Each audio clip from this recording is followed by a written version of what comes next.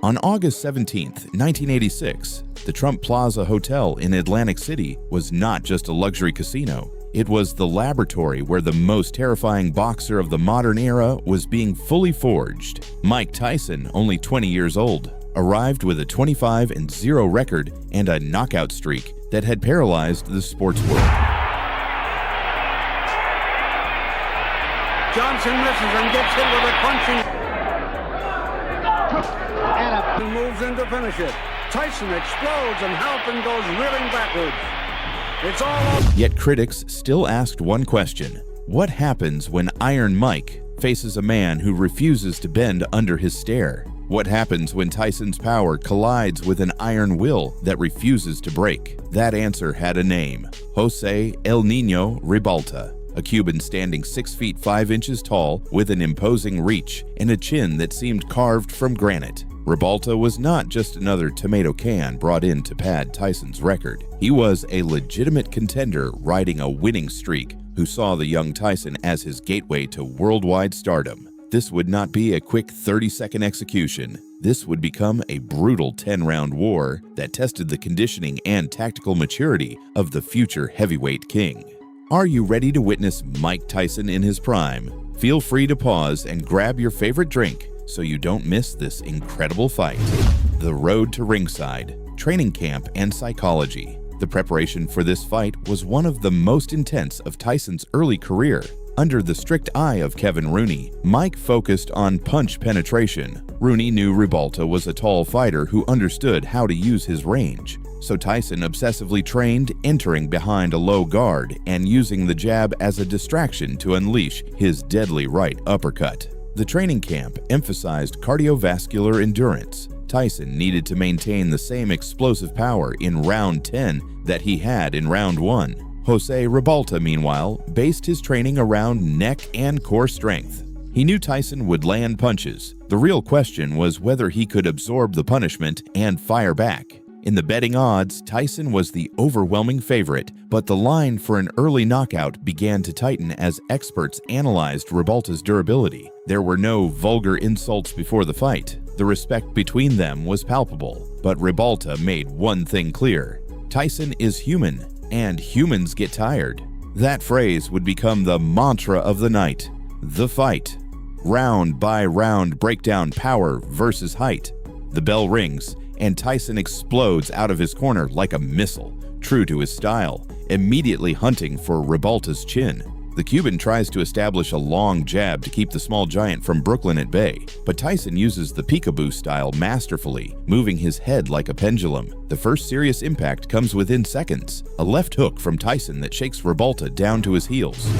Tyson has developed as a fighter. Left hand, talked to Tyson, he said, I don't mean to take anything away from Tillis, but if there's Case hands up at all times. Big right hand again, but Ribalta stays right there, holds on. The most important technical detail of the early rounds is how Tyson initially ignores Ribalta's head to work the body instead. Every time Ribalta tries to tie him up, Tyson fires short hooks into the ribs designed to drain the Cuban's air supply. It was as if Tyson understood he was facing a man who wouldn't go down easily, so he shifted strategy to punish the body and wear him down over time. Still, Ribalta shocks the world by refusing to back up. He absorbs the punishment and fires back with short combinations that, while not hurting Tyson, prove that this is a real fight.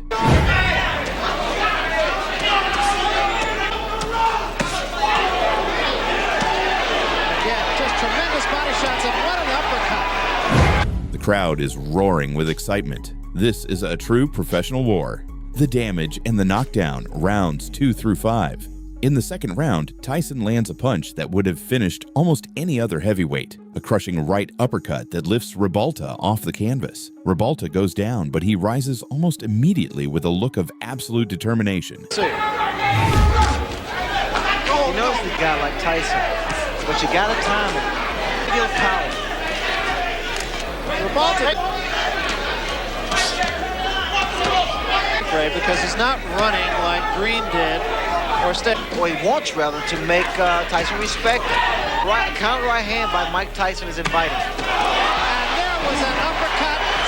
What a shot. is where Tyson begins to show a hint of technical frustration. He is unloading his entire arsenal on a man who simply refuses to disappear. Tyson adjusts. He starts using double feints, baiting Ribalta into protecting upstairs before smashing shots into the solar plexus.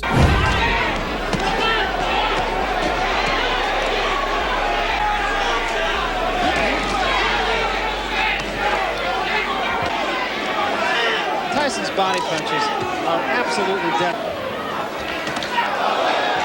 There's a good left to the chin. Ribalta, despite enduring inhuman punishment, manages to land a few long right hands that slightly swell Tyson's eye. For the critical analyst, this is the moment Tyson proves he has a granite chin himself. He absorbs punches from a man weighing nearly 220 pounds and keeps marching forward like a tank. The crowd cannot believe what they are witnessing. Everyone thought the fight would be over by the 4th round at the latest, but Ribalta is showing not only strong conditioning and solid technique with his jab, but incredible toughness as well. Does he actually have what it takes to defeat Tyson? 3 good examples. Game plan is starting to work now. Decision that most everyone feels he won. Ribalta's been trying to throw some straight right hands, right? You notice that Tyson throws a great deal of body. That was an uppercut by Ribalta, and Tyson right back with 2 The Trench War, rounds 6 through 9. As the fight enters the second half, Tyson's conditioning begins to shine. While many knockout artists fade if a fight goes beyond the 4th round, Tyson maintains his hand speed and explosiveness. Ribalta is knocked down again in the 8th round by a devastating left hook. Once again, against all logic, the Cuban rises to his feet. Yeah, because unlike Tillis or Green, as you mentioned, Ribalta, I mean, no one expects too much from Ribalta. it's a combination from Ribalta and also a low blow by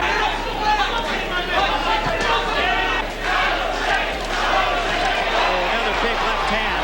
On his legs. And he's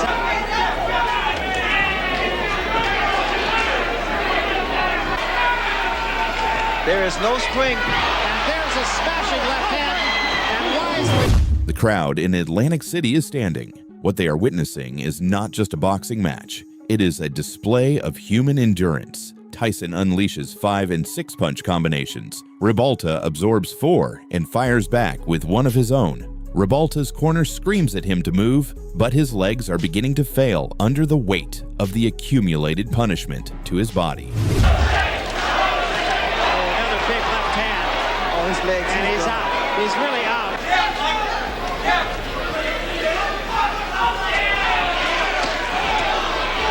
Tyson's going to say, you got to throw more punches. Less than 1 punch. Tyson just missing that uppercut. 2-Are, as Kevin Rooney in his corner would like him to. That was a good left hand. I think his style creates problems for. And now that Tyson, all he wants to do is counter. Tyson, That's it. Ready now? The finish. The Iron Verdict, round 10. We enter the final chapter. Tyson knows he needs to close the show with authority. He is not looking to win on points. He wants confirmation of his power. He traps Ribalta against the ropes and unleashes a 3-punch combination, jab, straight right, and a left hook that feels like a death sentence. Ribalta staggers, and after a barrage of unanswered punches, the referee steps in to stop the massacre with only seconds remaining in the fight.